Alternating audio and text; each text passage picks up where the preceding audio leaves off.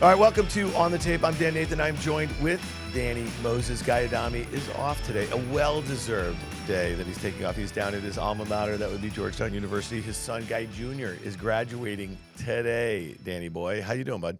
That's like a raise that he gets, Guy, right? Because my kid just graduated University of Miami. Congratulations to Yeah, your it was boy. quite a story. I want to give a shout out to him for making the graduation at 8 in the morning. I heard that. That's not a miracle. safe for work. No, it's not safe for work, but he did make it, so congratulations. Well, congrats to all the grads. That's It's right. very cool. We are down here in Flatiron-ish part of Manhattan, and it's interesting. You see all of these purple grads. They're all NYU grads. They're walking around. I went by Washington Square Park yesterday. There was like dozens, maybe hundreds of them in there taking pictures. Pretty cool. Pretty cool time of year. This is the Rodney Dangerfield keynote moment that if you could give, really? which had been Back to which he school. wasn't, Back to which he school. been, which he would say, it's rough out there. Stay in school. It's rough out there. I mean, it's going to be it's a little rough. People are getting job offers that are getting somewhat deferred, right, from some of the big consulting firms. Which is something that we actually saw, interestingly, we saw that at the turn of the century when the dot-com implosion, the summer. How old are we? I know, the summer of 2000. Yep. We also saw it in the summer of 2008. And those are something that you generally do not see. Let me give some advice to the people that are listening, the maybe 10 people that this falls into this category that might be listening to us right now. You can wait and start in January, like they're telling you, or you can go out and try to find something else. Yeah. I'm not saying that they're not locked in, but I would not rest on that. And I would not, because the reason I say that is, depending on what field people want to get in, specifically they're looking whether it's a McKinsey or a Deloitte or whatever it might be that's out there and putting people off from starting to work, is keep your brain working. And I keep saying that this is the best time. I love people, if they start on Wall Street, per se, this is the best time to start. You want to be at inflection points. You want to see if there is pain coming. And the one thing, I know we're going to talk about this in our interview later when we go off the tape here. Yeah, and just by the way, we're going to go off the tape with Jim Bianco. He is the president and head macro strategist at Bianco Research. And we cover actually everything. Debt ceiling, we cover what's going on in the economy, employment, all that sort of stuff. So stick around for that. I just wanted to say that one thing mentioned is that credit. I mean, people should work in credit. I think this is a credit. It's bond pickers market. I've been talking about that for a long time. Anyway, we will get into that. That sounds like a lot of fun, but I'd rather like YOLO 0 days to expiration options. Oh, those are All right, so Guy usually brings us on with a song lyric or something like that. Yeah. I was just thinking right now I have like "Where's My Mind," and I was thinking that like the lyric that starts a song with your feet on the air and your head in the ground. Okay, and right now that's kind of how I feel about the economy. That's how I feel about the markets. And right now this week there was just like this surge of enthusiasm about two things: the potential for some sort of near-term resolution on the debt ceiling, but also, and we're going to get to this because I know you got a lot to say about this, all of these massive billionaire investors seem to be really geeked up about AI right now, Danny, especially as the NASDAQ is now just above its August highs. The S&P is yet to get above its February 2nd highs. So there seems like a lot of enthusiasm about debt ceiling, resolution, at least near term, and then also the thing that's been powering the markets right now is AI, and all the big guys, they're all in. Feels like artificial intelligence is what's buying this market because I don't really know that many people that are, which maybe is a bullish sign if I don't know anyone buying it. But let me just say that with the bank crisis, which happened in mid-March, right, which 2 weeks before no one really was predicting. You know, I mean, you had some people that were short some of these banks and people, and then it gets somewhat resolved. We're still whatever, but I think the worst part is behind us. Then we had the debt ceiling right after that come to fruition. And it was like, oh, it's not going to matter. It's not going to matter. It's amazing as we get through these two, quote, issues. And we'll assume that, obviously, we're not going to default on our debt, so there's going to be something that's going to happen. Here's the problem. Both the aftermath of both things that occur are negative in terms of the long-term implications into the market. Banks are going to have to fix their balance sheets. They're going to have to curtail lending. Cost of capital goes up. That's an expense for everyone. Debt ceiling, same thing. That's going to come at a cost, whether it's a cutback in budgets and what the government spends, right? Or whether it's just the rate. And they're going to raise the debt ceiling, and they got to go fill it. And we're going to talk about that in a minute. They're going to raise $1 trillion at much higher rates. And so as debt matures, a new debt is issued by the government. It's a 4%, 5% difference almost potentially in the rate. And those things come and go. But the permanent aspect of those two things being, quote, resolved that no one was talking about 3 months ago are not good. And it's not to be negative. It's just saying it's the reality. And so we get through these moments and the volatility of trading and all the stuff that's occurring. And now we're going to talk about these. Or the lack of volatility of the trading. I mean, that's the one thing that I think we've spent some time on. I mean, I think the S&P has been in this range for the last 6 or 7 weeks right now, and it just seems like it's just banging around. It's not really pricing a whole heck of a lot for the worst case scenarios or maybe like lesser optimistic scenarios. At least, Lloyd, the VIX below 17, the S&P kind of pinned in this kind of 4150-ish level. But the intraday volatility is big. So if you look at the intraday moves, you have some days where it's 1%, 1.2%, right? It goes up 30 handles, the S&P down 20, close at 5. And that's, a lot of things where people are pointing to these, what do they call ODTE? Yeah, 0 days to expiration options. And so, Yeah. like, for instance, again, there's margin implications. It's like I think people are saying it's just like a lot of side betting that's going on. And so you're having intraday volatility, but it's not resulting in any volatility outside the sort of norm that you would expect, especially given all of the sort of headwinds. And, I think this is kind of interesting to me, Danny, is like, this is Thursday into the close. That February 2nd high in the S&P 500 was 4,200. Okay, you and I have talked about this a little bit, this consolidation below that. If you are inclined to be bullish, if you're inclined to think that, this debt ceiling thing wasn't so bad, earnings in Q1 weren't so bad, maybe the guidance in Q2 or for the balance of the year is probably overly pessimistic and we can kind of beat that, and maybe we've normalized rates and maybe inflation is broken and maybe this economy can deal with a 3.5% unemployment with like steady wages, that sort of thing. I mean, that's kind of the bull case scenario, is that what happened in 2022, a down 20% in the S&P 500, a down 33% or so in the NASDAQ, discounted what was going to be a rocky economic year in 2023. Is that like that's something we can get our arms around if we think that markets are forward discounting mechanisms? Jim Bianco is going to get into this, and he talked about kind of the bifurcation and the changes that have occurred, permanent changes potentially in the economy.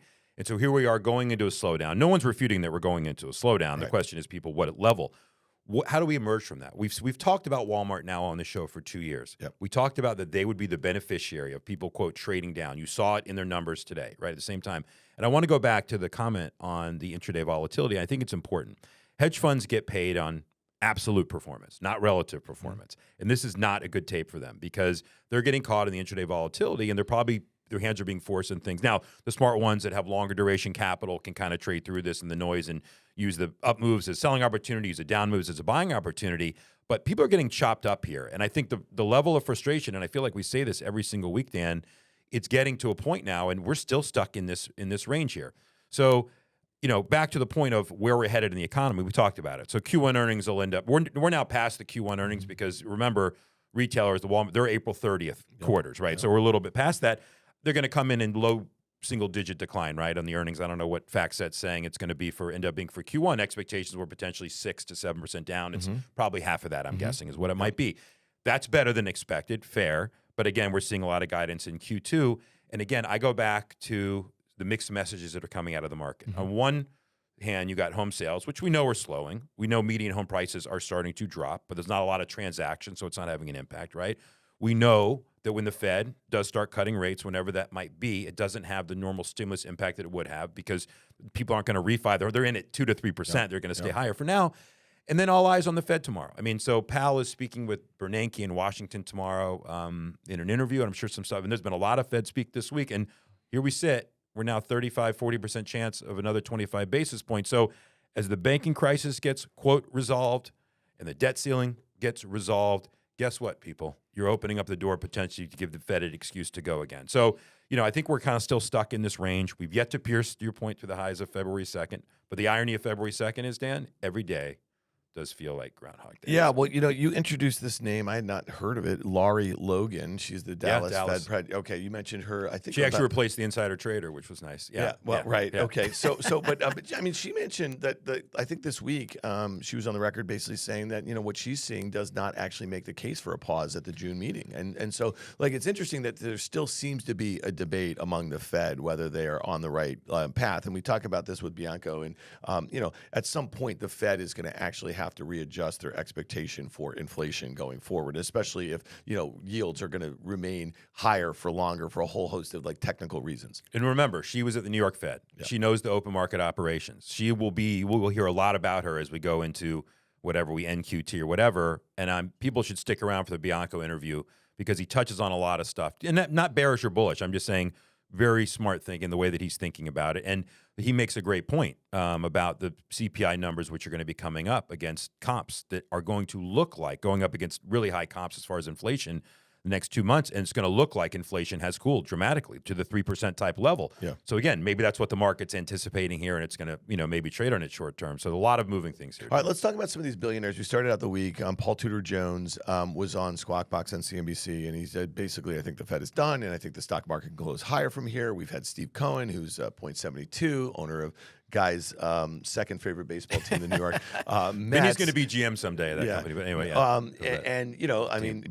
Steve Cohen, legendary trader, like Tudor is known for a legendary commodities trader, macro trader, that sort of thing. But Steve, I guess he was at the SALT conference, which is also actually co-hosted by our partners, iConnections, and he said, I think it was in a private meeting, that he's really excited. I'm paraphrasing, really excited about AI, and he just basically thinks that people are too bearish right here. That's what. Coming from a guy like him, I think that's really interesting because he's a guy who's known to be able to turn billions on a dime, right? And so he's got brilliant, I'm sure, sector people, single stock people, macro folks, quant strategies.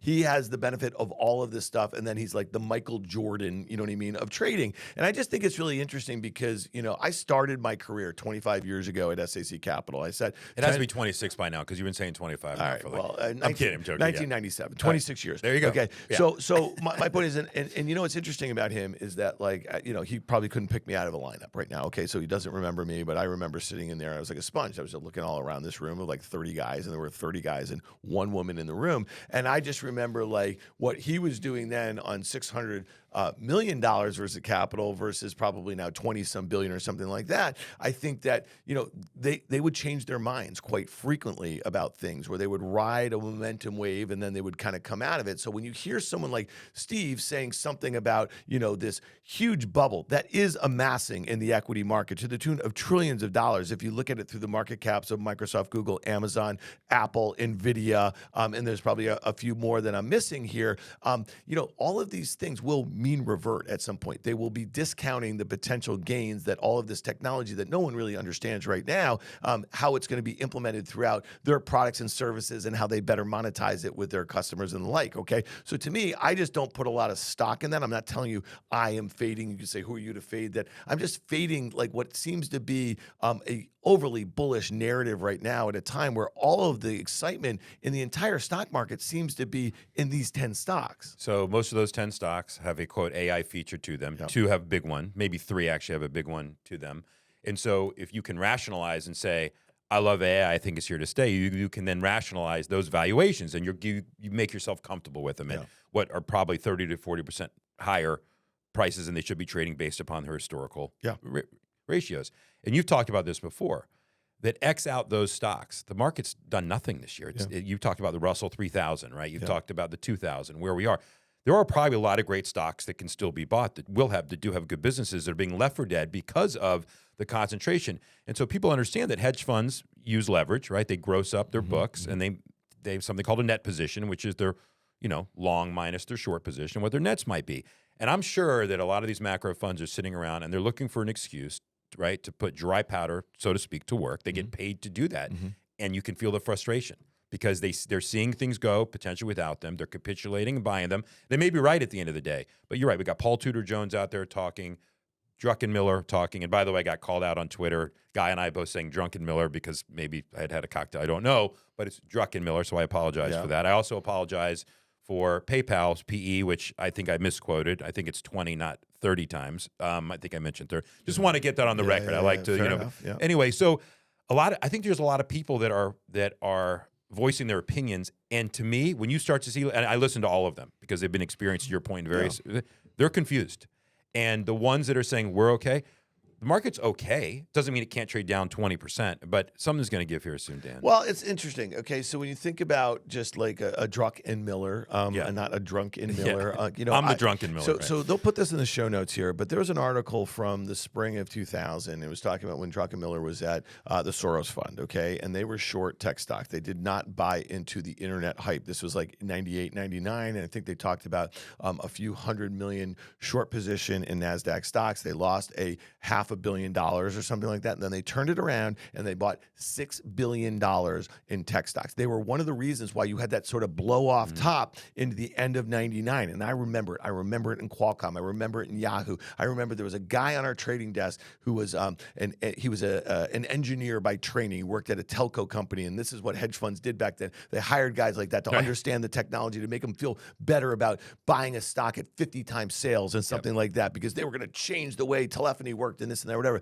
And this guy stood up at one point in December of 1999 and said in broken English, and I'm not going to do it because you guys will probably try to cancel me. He said, the market's never going to go down again. He just screamed it. This is a guy who didn't know a stock from an ETF, from an option or anything like that, but he knew, technology, right? Sure. And so it was just amazing to me, right? And I remember it there. And if you shorted it right there, you got your balls blown off. I'm just telling you, okay? Right. But then a lot of these guys piled in and they caused that move, okay, in the NASDAQ. And what happened? They thought the first pullback in the mid-March, right, into April or something, they thought it was just a pullback. That was the NASDAQ 5000 when it hit. And they actually bought more. Right? You know what I mean? And then it kept on going lower. And then there was no incremental buyer other than them. And then when the narrative shifted, they all had to puke. And then the NASDAQ lost 80-some% of its value. Right. I'm not saying that's what's going to happen here, because all those companies that we mentioned that make up, 50% of the NASDAQ 100, and there are 7 of them almost, okay? Like when you think about it, these companies have tremendous monopolies. They have moats. They have these crazy balance sheets. They have management. They have everything, okay? So the point is, in a Microsoft, could it go from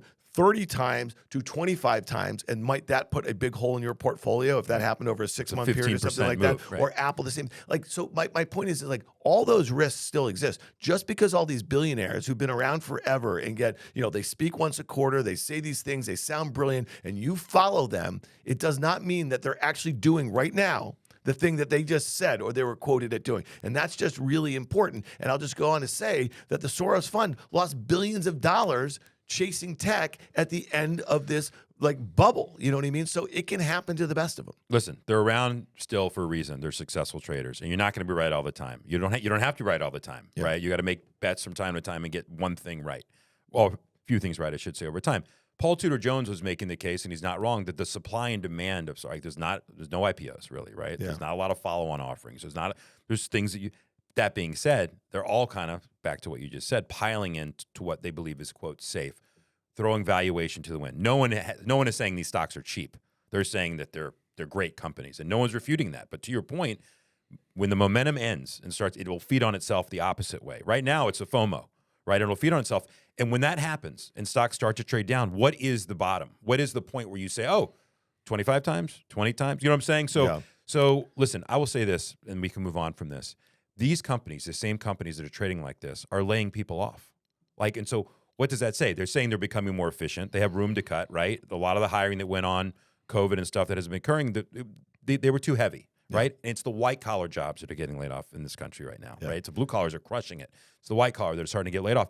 It's not going to happen tomorrow. And again, the ODTE and people everything's been fixated on immediate gratification and the gamification of the market. And by the way, we'll get into the sports gambling stuff later with the Preakness pick and some other gambling stocks. But anyway. Well, I just to put a bow on this, okay, Nvidia reports next week. And so this is going to be the last major tech company. And this is a stock that has gained $400 billion in market cap just this year alone. It's up more than that off of its lows. And when you think about it, this is all excitement around advanced chips for AI systems, right? And so to me, when I look at this company that is expected to grow earnings this year, let's say 30%, 35% or so, 30%, next year, 25% revenue growth, that is truly astounding, okay? And if you think that they are at the forefront of this huge transformation in technology, fine, I buy all of that, but it's not happening this year. All of these gains are not going to be realized. So it's trading 70 times earnings, 26 times sales. Again, this is a $750 billion market cap company, and this is not a .com that doesn't have any earnings. You know what I mean? That is at the whim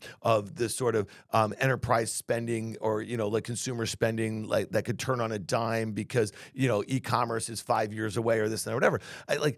There's going to be demand for these chips. It's also important to remember when you think of the narratives around this stock and the volatility around this stock over the last 5 years, it was crypto mining, it was metaverse chip spending, data center, a whole host of other things, and this could be that thing. And I'm not saying you should short it, but on a day like today, it's up 5% in a straight line.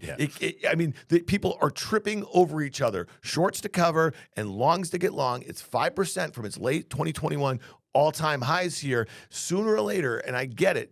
I know a lot of you guys think that trees grow to the sky, but like in the stock market, gravity usually prevails right here. This one seems dangerous into its earnings because I just don't know what sort of quarter and guidance that they can put up that is going to continue this rally individually in the stock, but also in this NASDAQ bubble. Give them credit. I mean, they've created a business, to your point, that serves many different industries, right? That has been the right place at the right time, and they've done a decent job. The point you just made, I've never been short Nvidia. I wouldn't be long. I am right now. Okay, I've never. Yeah. But my point is that it's a good company in the right sector at the moment, and at some point it'll come in, Dan. It's inevitable that I would think that it'll come in. I don't know if I have any money. But I didn't short Netflix. I don't know if I have any money left. I didn't short Netflix back in the day. Still, really here and there, I'd buy puts from time to time because the macro on streaming was so strong. It's like you want to get in front of the macro train, and until this market decides that it's done, I'd rather short Nvidia down 10 or 15% than try to catch it. Than try anyway. So that's and I want to make a point. So Netflix is up 10% today. Okay, so Netflix is very near its 52-week highs. Netflix is up. They must be streaming on the tape. Well, Netflix is up 26% of the year. It's up a lot more. It's up over 100% off of its lows. But here's a company that people had a really hard time with valuation for years. And some of these stocks,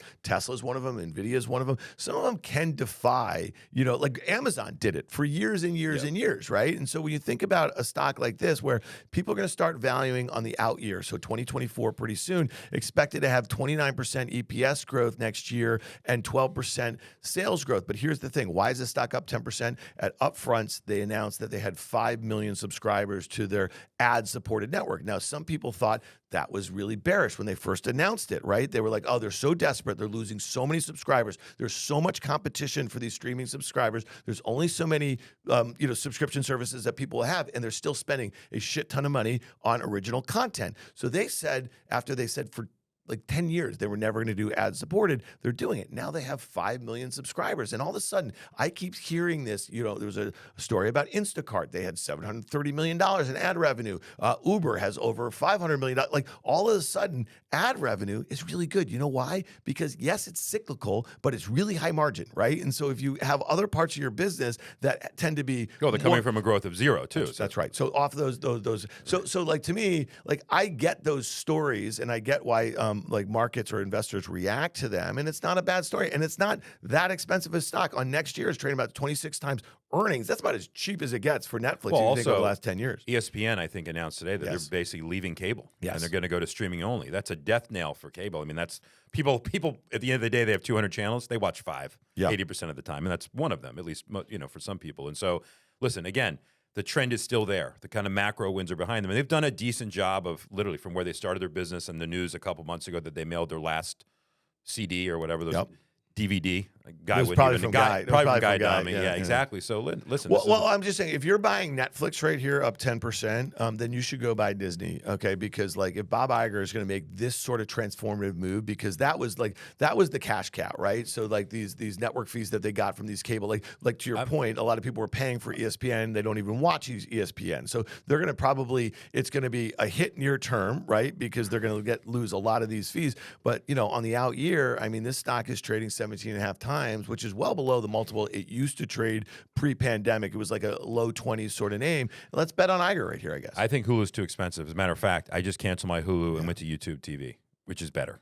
Hulu started to do like you have to be in one location. Like they really you don't know how to use a VPN, Danny? It's expensive. Yeah, Hulu's expensive when you start that out. I don't have a cable. $170 a month. Hulu is well, that's with your internet too, though. So like if you think about it, my Hulu is $80, and I get everything I would get on cable, but I'm still paying my local, like internet companies. It's always going to be the same. It's just like I want the hardware. I have an enabled TV, so like it's like the interface and like the original content. Hulu's got some good stuff. You can find it on other things. All right, what else do you want to do here, Danny? So we talk about consumers trading down, whether it's a streaming service. I just mentioned before in the show about Walmart.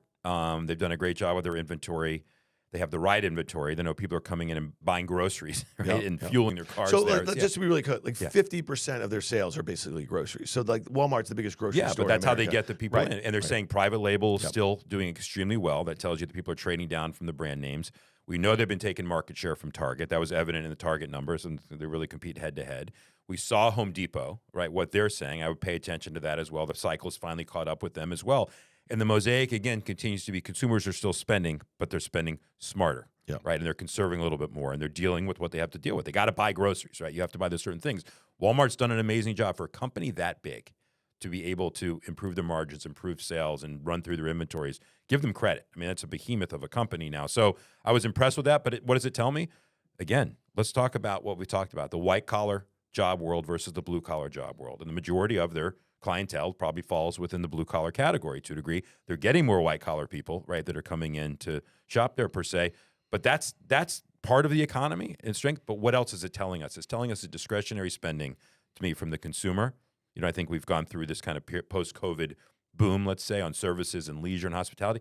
Pay attention to what these. There's a lot of mixed messages, Dan, that are going on, but Walmart was extremely impressive here. Yeah, no, it's interesting. I mean, you know, crude oil is one of those ones that it just, if you look at the chart, you look at the price action, you say that like the back of crude oil has been broken on from an inflationary pressure. You look at gas at the pump where it is year over year versus last summer. I mean, I think that is somewhat encouraging. And I just, you know, some of the stuff that we heard out of Home Depot, we heard it out of Costco. Like Costco was really one of the first in this cycle to talk about this trade down here. So we're seeing that, you know, like to me, I feel like the consumer has been waiting a little bit to see the unemployment rate tick up a little bit, right? Like it's been waiting for all of these recession calls to maybe come into some sort of clarity, right? When we look at Q1 GDP, I think it was tracking just above 1%, right? It wasn't particularly great. Now, nerds like us, we're looking at the earnings recession. We've had 2 consecutive quarters of S&P earnings declines, right? So usually you would see a recession that follows that in the economy, right? So a lot of consumers are still out there spending. They're doing little things on the margin, the trade down and everything like that.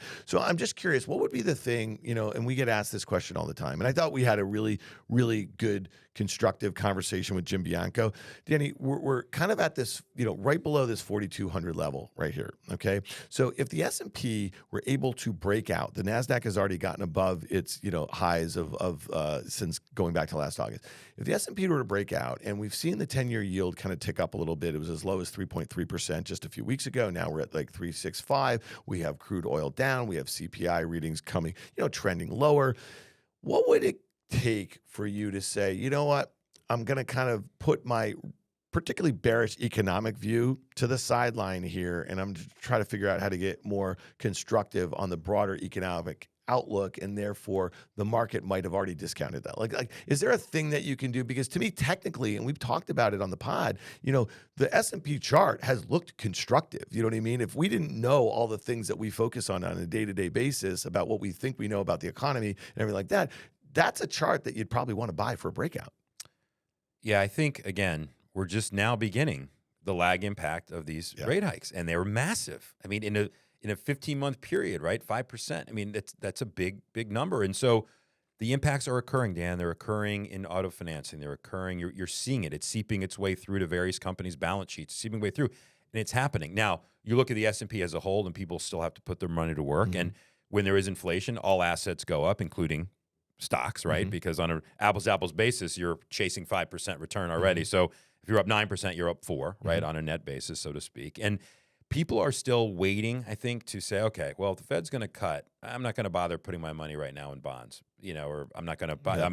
I miss some of that treasury trade. Now, short term, you run the risk of debt ceiling, like really short-term T-bills. We've seen that, right? So where people are, I think, Dan, people are looking at an excuse, if you want to put it, to buy the market, not to sell it. Now, it doesn't necessarily bullish or bearish. They're waiting. And the more that this continues, and if the breakout does occur back above 4,200, they have to chase the same way they did in January and February, and it is what it is, and they'll just move higher. And I'm still standing by. I don't know if we've blown through the February 2nd highs, but they've touched it like 3 times, you know, in the last few weeks. At some point, it probably will go through it. And let's talk about gold for a second, because Guy's not here on his behalf. It's amazing to me how the narrative can shift so quickly, where gold literally sells off $100 or $80 to $100, right, in a period of 2 weeks, Dan? Or your chart says there, all the things are still lined up for gold completely. Like, there's nothing to me that's changed. I know we got a strong dollar that's come in, and people traded on that.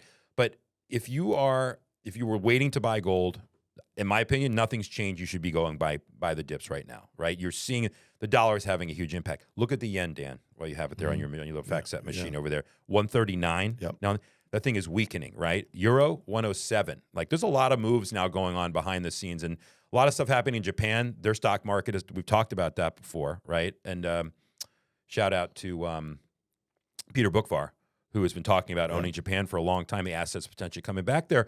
A lot of things, a lot of great markets to trade, to be honest with you. And so you're not going to make me put a bullish hat on, but the longer this goes on, right, and there is no, quote, blow up or cyber retrenchment, funds will have no choice but to start to But move. do you think they start rotating? So, like, for instance, the sentiment's been so bad in financials and not just small caps, right? Or the regional banks, So, like, the XLF is still down 20-some% from its highs earlier this year. We know industrials have been weak. We know that, small caps, like, to name a group, energy stocks have come in. Some of these resource names have come in really hard. I mean, won't we need to see a broadening out away from just these top, big tech names? Semiconductors have been on fire, and Nvidia is really the only one that is a huge contributor to S&P 500. Like, wouldn't that be the trade, like, as we go into the summer, that you're going to want to kind of stick your toe back in the water in some of these kind of unloved areas of the market? So this market has been brainless, meaning you just buy those big 5, big 7, and you feel good about yourself and you feel like you're participating in the market. Porter and Vinny will tell you, because they left kind of financials. They still trade them, but they went into the energy. They went into the resources. You know what that does? It takes work. It takes bottom up. These aren't meme stocks. These are real companies, right, with balance sheets and cash flows and earnings. And that lost art, which I still believe is coming back to a theater near us on stock picking per se, is going to matter here. So I guess what I'm saying is that there's a lot of these macro traders, and I think people have made these S&P a macro trade. Like those 5, 7 stocks, that's a macro trade. There's no bottom-up work where it's spitting out, let me go buy those. This is where can I put my money and feel okay that I'm not going to wake up. Now let's bring up a point that we're going to get into, with Bianco here, is that you had a huge regional bank rally last couple of days on Western Alliance gaining $2 billion, right? In deposits, right? Stemming the tide. 45 billion base or something like that. But the point is that they're paying 5% to get them. Right? So that's the whole point about the aftermath of the bank crisis, right, is these companies' net interest margins, net interest income are going to suffer. And the follow on the debt ceiling is that there's going to be $1 trillion hole that's going to need to be filled up, right? That's going to take liquidity potentially out of the market. But no one cares because they're trading on the event. So, Well, it's funny, I'm frustrated, Dan. I'm frustrated. Give me a breakout. Give me one direction or another, right? Just it's not about being wrong or right, right? Well, it feels like you're about to get it. And I guess the point is like, if McCarthy is right and they do have a bill on the floor and it's bipartisan and they can push this out, even if it's a few months or something like that, the S&P is going to gap, up, okay, whether it's, 100 points, whatever the hell it is, right? And so at that point, that's the moment of truth. Can it hold those gains? Can it start building on those gains? Can the rally start broadening out a bit to some of these other sectors that might be a bit more cyclical, right? And less secular on an issue like AI seems to be the thing that's driving it. And you talk about frustration. I mean, last week, and I think I mentioned it on the pod, PayPal had a disappointing quarter in guidance. This is a stock that actually trades at 12 times earnings, Dan. It's expected to, grow earnings and sales, double digits this year and next. It's got a good balance sheet there. And again, I get it. There's like margin, like compression, and there's competitive issues and this and that, whatever. But to me, this stock's down 85%. I know that they're looking for a new CEO or whatever. Like, that looks like an opportunity to me. I started buying it at 68. I bought some more at 64. It's trading at 61. I feel like the dumbest guy in the market because I'm short Nvidia that skips up 5% every day. Right. And I'm long this thing where no low is low enough. Right. And this thing looks like a chart, like a bomb went off in it. Like, it looks like 01, 02 sort of NASDAQ sort of stuff here. So, I'm short one that's just going to the moon, and I'm long one that's going to zero. And that doesn't feel particularly good here. All right, last thing. Guy all week, and I know you haven't talked to him all week, he's been talking about how your Derby picks are still waiting to come home to, across the finish line here. But we got the Preakness this week. And I know, you got some picks, but first things first, you and I were just talking offline a little bit. You said there's some really interesting stuff going on in the sports betting space here. I know that you had an idea in the space, I think a couple months ago, in some of the data players here. But talk to us. Give us a little bit of an update, because this seems like a kind of an under the radar sort of idea good here. One. You see what I did there? Right okay, go for it. Oh, yeah. No, so a couple things been happening. So Michael Rubin from Fanatics, right, who started GSI Commerce years ago. Back in the day. Sold to eBay. Then bought back one of the parts of the business from eBay that turned out to be Fanatics, right? Which is, so he basically has the license rights to every major league sport. He sold his stake in the Sixers not too long ago so that he could move into sports gambling, because you can't own an NBA team. Okay. So he launched a couple weeks ago, kind of fanatic sports gambling. Now, what he decided is he has 95 million customers in his network, basically, and he's just going to figure out a way to target them. So he's acquired those customers. So DraftKings and FanDuel, they pay, and Caesars, they pay a lot of money to quote acquire customers. We see the bonuses. You took advantage of it a couple months ago or a year ago in doing that, and that has since slowed down. By the way, I'll get to that in a second. So what did he do the other day? He went and spent $150 million in cash on a company called PointsBet. They're out of Australia, but in the U.S. are the 7th largest online gambling site, right? So it immediately gets them into 15 states. So here he comes, right? And what's interesting about it is you can look at the quarter DraftKings. Everything's kind of getting better. FanDuel, things are getting better. Caesars, MGM. Those 4 players basically dominate, the market. But the key has been they stopped spending so much money on advertising. They have. And so now Dan, we are just at the beginning stages, again, from a macro basis on sports gambling. Think about this. California, Texas, and Florida are not legalized, okay? Imagine one of those things happening, right? So here we playing this game right now. So he makes a transaction like that. I go back to who do I want to be in that space, right? I want to be the data providers. Who are the data providers? Sport Radar, Genius Sports. So Genius is G-E-N-I. It's about $1 billion market cap, and Sport Radar is a $3.7 billion market cap, S-R-A-D. Some of them have contracts with Major League Baseball. Some have the NFL, NHL, right? But between them, they basically, what they do is they sign these licensing deals with the leagues. They create their data gatherers, so they get the license to the data, and then they create bets. So they're B2B, really, and they give them to these operators. These companies are becoming, first of all, free cash flow positive in the second half of the year for GENI, right? That's happening now because they did have to spend a lot on these deals, right, to get licensing, right? And Sport Radar is already there. You talk about AI, okay? They've been using AI. Sports gambling uses AI. Talk about the potential to replace the geniuses that they have that are literally coming up with with the bets and using the data to integrate. AI, that's something that works immediately, gets smarter immediately, and they talk about it. So you want to talk about a real application. So I own both those companies, SRAD and GENI, and I think there's a huge, huge opportunity. And if I'm a Google, right, I'm going to buy one of these companies, right? Especially if you get California. You need California, Texas, because, again, regulatory stuff. But think about this. So if we're right about the economy and we're just going to languish around, right, these are generating tremendous amounts, just like cannabis, tremendous amount of revenue, right? Give Christie credit. Chris Christie started this whole thing in New Jersey, if you remember, with the lawsuit where he sued the federal government years ago and got his whole process wrong. This is a boon. And we're at the beginning stages, Dan. I can tell you that people knew that I like horses, and it's right before the Derby. I'll get into the Preakness. I was getting texts and calls from like my kids' friends, and they're all gambling. Now that's not a great thing for me because I'd probably bail out my kid once or twice out of Wisconsin for his gambling. But my point is that we're at the beginning stage. It's become a fabric of society, for better or for worse. There's going to be, again, it's not all great, right? Because there's going to be people. But the genie's out of the bottle, so to speak. Yeah, right? you mentioned the Sport Radar. I think a couple months ago, the stock was size or something like that. Yeah, and it was like 12.5. I would tell people this: they both just reported their quarter in the last few weeks. Go read the transcript. Go look at the number. No debt on these balance sheets. Cash on the balance sheets. Going to be generating free cash flow. So here you are sitting on a great macro trade and a great thesis.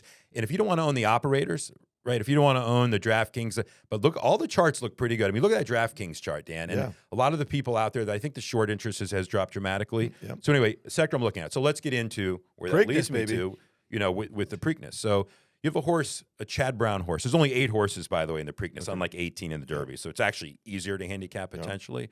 So you got Mage, who won the Derby, who's in it, obviously, who's the favorite because you won the Derby. Why wouldn't you be? But Chad Brown has won this race last year at the Preakness. He's won it 2 of the last 6 years in the Preakness. And he is a horse named Blazing Sevens. Blazing Sevens' last race was the Bluegrass. And he came in 3rd. But the 2 horses that beat him are not running in this. They ran in the Derby, Tabatrice being one of them. And Verifying was the other one. So it came in 3rd, right? 6-1, this horse is. I'm going to make it simple, right? Blazing Sevens, which is a slot machine of some kind. I mean, that's, so I love it already. It doesn't matter. Chad Brown horse, right? And the last 2 times that Chad Brown won the Preakness, his horse skipped the Derby. And so 6-1 right now, win, play, show, right across. Make it simple. That's it. Blazing Sevens. That's my pick. All right, fair enough. Danny Moses, Blazing Sevens, 6-1. I'm going to take it. That's smart. Okay. I would do that. Okay. Stick around. Danny and I sit down with Jim Bianco of Bianco Research.